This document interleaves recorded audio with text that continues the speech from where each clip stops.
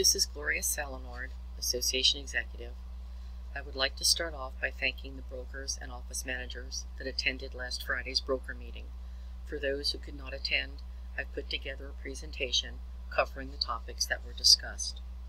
Our first slide is MLS of Choice.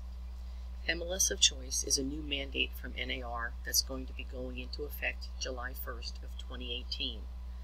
You're going to hear me using two terms that may be unfamiliar to you: participant and subscriber. The MLS does not have members.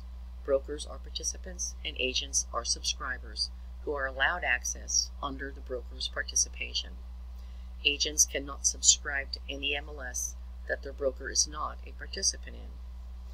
Brokers may participate in as many MLSs as they choose to cover their market area. Some MLSs require that all agents affiliated with the broker pay for MLS access, even though they do not do business in that market area and have no need for access to that MLS. With MLS of Choice, agents will not have to pay MLS subscription fees to an MLS if they do not do business in that market, as long as they can prove that they are subscribing to at least one other MLS. The broker will have to request an application for waiver of MLS fees for that agent or agents. Once a waiver has been granted, the agent will no longer have access to that MLS. If the agent acquires unauthorized access in any way, the waiver will be revoked, and the broker will be responsible for paying a fine as well as retroactive MLS fees. If agents are working as a team, there can be no sharing of MLS data between team members, and referencing a team member in an MLS that the team member does not subscribe to is prohibited. We're now going to go over some changes to IDX rules. Section 18.2.12. NAR's MLS rules have sections that are either mandatory or optional. This section was originally in the IDX rules as Section 18.3 and was an option. The RAFGC MLS Committee did not adopt it, which is why the listings on your websites were not required to have the name of the listing firm. NAR has changed their position on this rule, and it is now mandatory and must be adopted by all MLSs in order for the association to be covered under NAR's E&O insurance.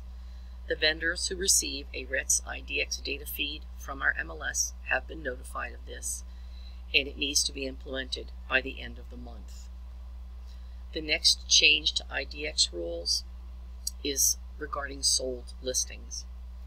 In 2015, NAR mandated that MLSs must include 3 years of sold data in their data feed if sold information was publicly available in their service area.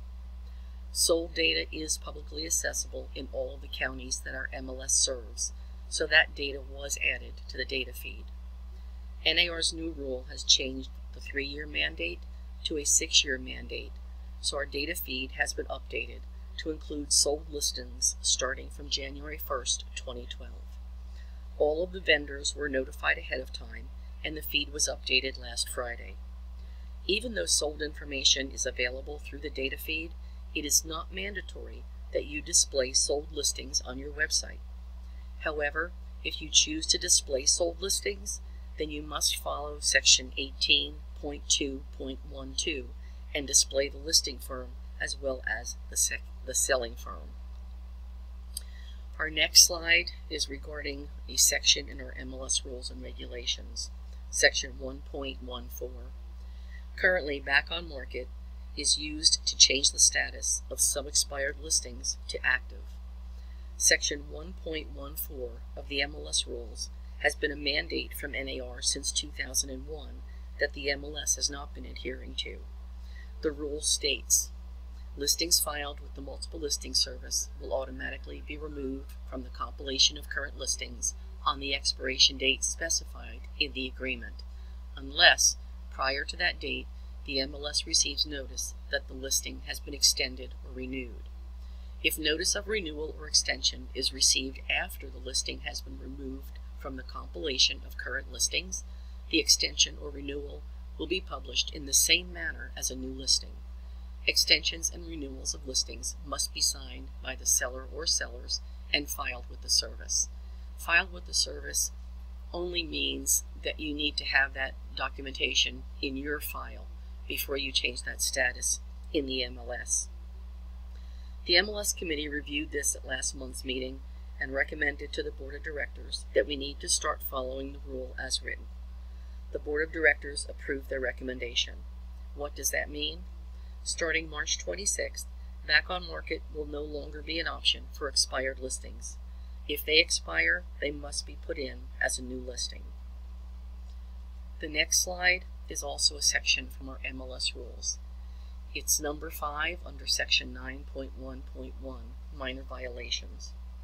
The reason I added this slide is to encourage you to please make sure that agents enter the parcel ID correctly before submitting the listing. This is the most frequently reported violation. I know you're thinking, what is the big deal? I can just go back into maintenance and fix it. Well, yes, you can, but that will not fix the history. That has to be fixed one page at a time at the admin level, and sometimes there are 20 pages or more of history, which means each of those 20 pages must be corrected one page at a time. It is a terrible waste of time and resources on something that is so simple to avoid. The parcel ID must be entered exactly as it is in the property appraiser's site. That includes using capital letters and not lowercase. You can copy and paste the parcel ID to make it easier to get it correct, but 99% of the time that will leave a blank space either before or after the number. So you have to put your cursor in that box and delete those blank spaces before submitting, or the history will not pull and possibly the property information sheet will not come up either. So please try to encourage your agents to be careful when entering the parcel ID before submitting their listings. The next slide is the last slide, but probably the most important. Solid Earth has been our vendor, and we have been using their listed MLS system since 2008. In 2014, Solid Earth launched their Spring API site, which is our Forgotten Coast MLS consumer and agent mobile site. In 2016, we became a test pilot for NAR's AMP project, which was creating a back-end API platform that would work with the Spring platform, Forgotten Coast MLS, and morph it into a front-end MLS system using API. In November, NAR pulled the plug on the AMP project, and in January, Solid Earth was acquired and merged with FBS, Financial Business Systems, the company that owns the Flex MLS system. FSB has an API platform called Spark, and was very interested in Spring, which is why the merger took place. So what is the future of our MLS? FBS will support our listed system for a while, but it will be going away before too long. An MLS task force is being formed, made up of the MLS committee and a few additional brokers and agents. They will be responsible for viewing presentations by several MLS vendors, including Flex, Paragon, Matrix, and Navica. Additional information will be provided on a regular basis throughout this process. If you have any questions about any of the information contained in this presentation, please don't hesitate to give me a call at 850-653-3322. And if you'd like more information on APIs, which are Application Programming Interface, if you Google it, there are some great articles and some great YouTube videos that will explain it to you. It is virtually a back-end program interface that doesn't affect what the front-end user sees, but it makes it very convenient to use different websites for different purposes. Thank you so much.